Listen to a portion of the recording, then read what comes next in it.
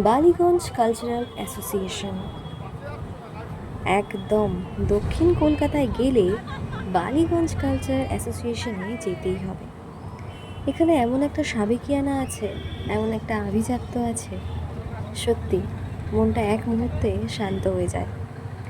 তাই আমিও চলে গিয়েছিলাম বালিগঞ্জ কালচারাল অ্যাসোসিয়েশনে ঠাকুর দেখতে।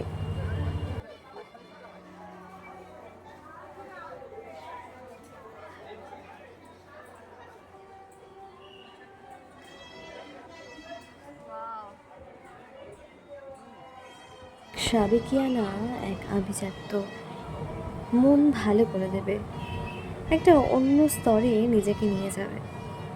আমার তো তাই মনে হয়। আর এই সাবেকিয়ানা ঠাকুরগুলো দেখতে না, মানে অসাধারণ লাগে। শুধু অসাধারণ বললেও কম হবে, এমন একটা প্রশান্তি আসে যেটা বলে বোঝানোর নয়। সেটা এখানে হোক কিংবা অন্য জায়গায়, সাবেকিয়ানা বনেদিয়ানা, সেটা সাবেকিয়ানা বা বনেদিয়ানাই সম্ভব, তা বাদে হয়তো অন্য কোথাও সম্ভব নয়।